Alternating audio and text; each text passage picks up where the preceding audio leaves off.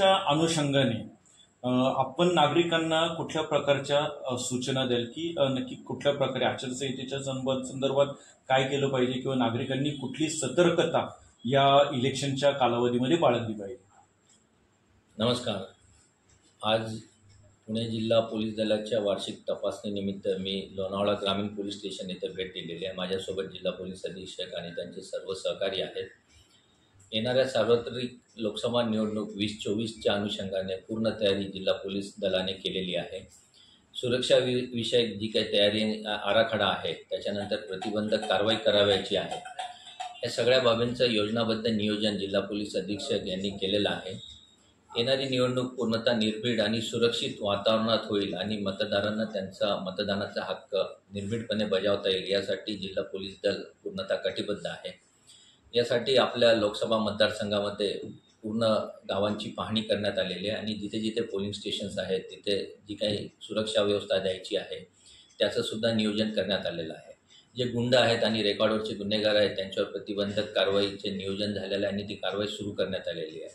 त्याशिवाय पुणे जिल्हा पोलीस दलाकडे एक पॅरामिलिटरी कंपनी उपलब्ध करून देण्यात आलेली आहे. त्यांचे रूट मार्च, फ्लॅग मोहीम आणि नाकाबंदी ऑपरेशन्स हे घेण्यात आलेले आहेत. त्यामुळे माझ्या नागरिकांना विनंती आहे की त्यांनी आपले मतदानाचा हक्क निर्वाधपणे बजावावा. सर, पोलीस स्टेशनमध्ये विचारलं तर चालेल ना सर? कालच पाटण या ठिकाणी कारवाई करत एक पॉर्न फिल्म बनवणारं जे रॅकेट होतं ते उद्ध्वस्त केलेलं आहे. सर, काय सांगाल या सर्व जो काय प्रकार घडत आहे त्याबद्दल आपण नक्की काय सांगाल? काल लोणावळा ग्रामीण पोलिसांनी एक अशा प्रकारचे क्लिप्स आणि व्हिडिओज बनविणारे जे अश्लील कंटेंट्स आहेत अशी एक टोळी पकडलेली आणि त्याच्यामध्ये महिला पुरुष हे दोन्ही प्रकारचे आरोपी करण्यात आलेले आहेत. यामध्ये गुन्हा दाखल आहे आणि एकूण माझ्या माहितीप्रमाणे 13 आरोपी यामध्ये सामील आहेत.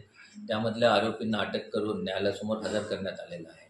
हे सर्व आरोपी बहुतेक महाराष्ट्राबाहेरच्या राज्यातून आलेले आहेत आणि यांची ही टोळी संघटितरित्या ही गुन्हे करत आहे आणि याचे कंटेंट्स ऑनलाईन किंवा वेगवेगळ्या प्रकारचे ॲप आहेत त्याच्यावर ते प्रसारित करतात आणि त्याच्यातून त्यांना आर्थिक फायदा होतो अशी प्राथमिक माहिती आहे.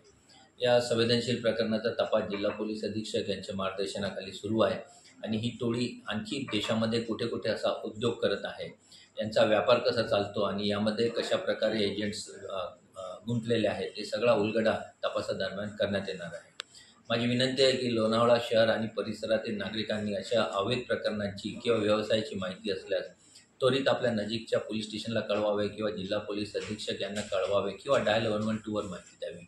पोलीस खाते अशा अवैध व्यवसायाला समूळ नष्ट करण्यास कटिबद्ध आहे.